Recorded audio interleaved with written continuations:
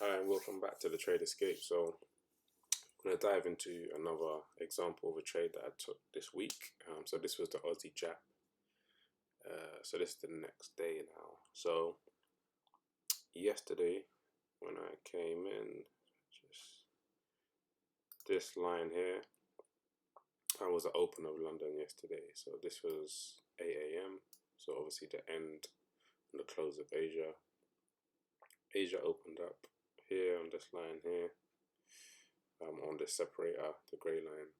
So between the start and close of the Asia range, this was the highest point, and this was the lowest point of the Asia range.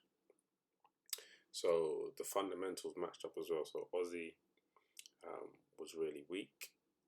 No, Aussie was strong, sorry, and JAP was really weak. So there was a lot of bad news that came out for JAP. So it was significantly weak.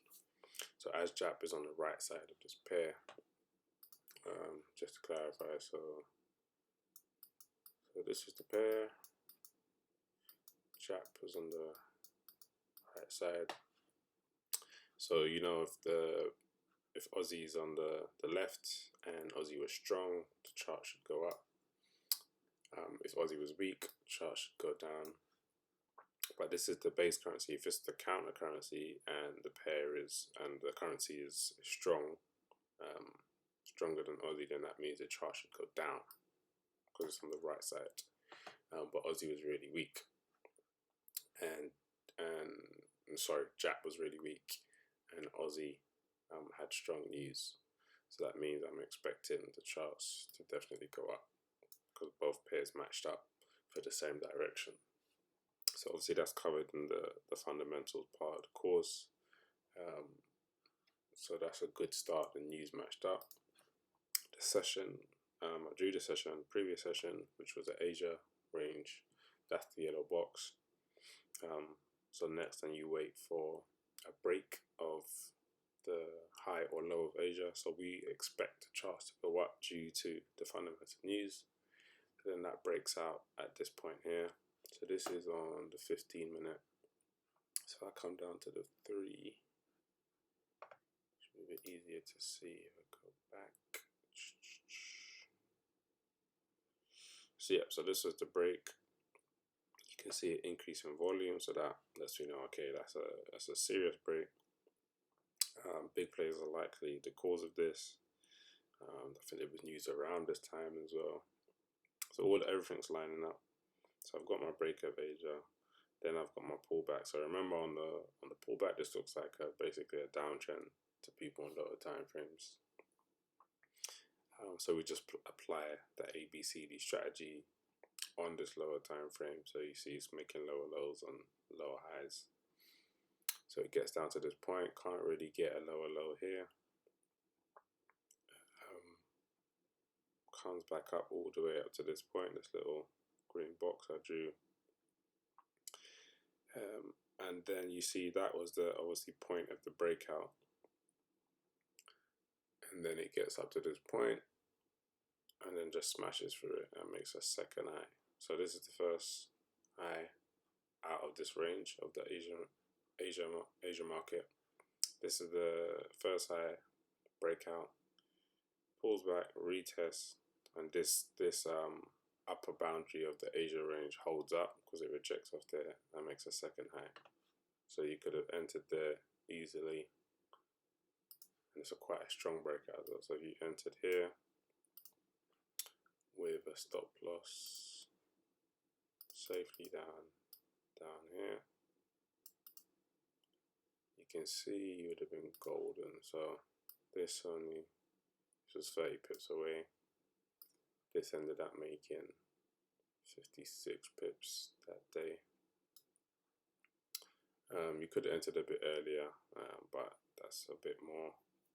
For advanced strategy, I'll release at a later point. But you see this conservative entry here was still quite safe. It pulled back a little bit,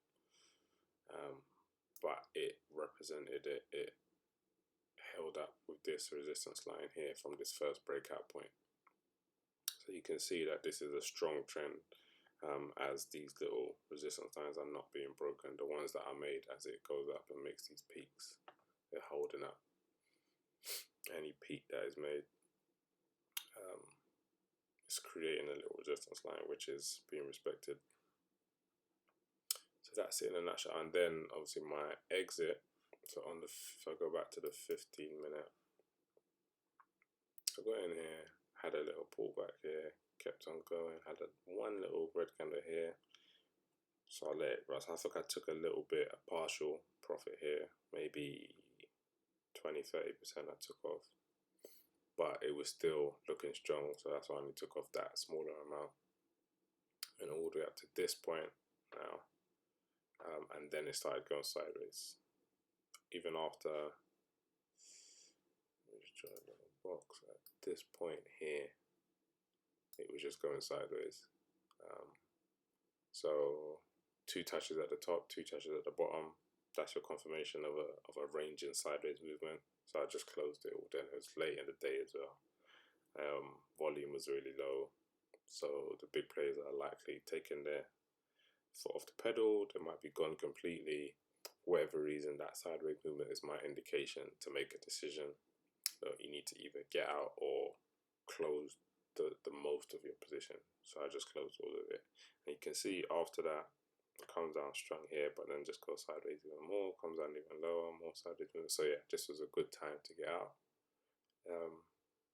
Could resume today, so it's one to keep an eye on, but I'll see, and that then depends on if the news still holds up, etc. Hope that made sense.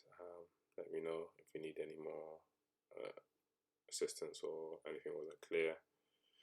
If you're already on the course, which I'll put a link in below, this should add to that knowledge and help embed what you've already learned. If you haven't, you can sign up for a free module and some free downloadable checklists as well.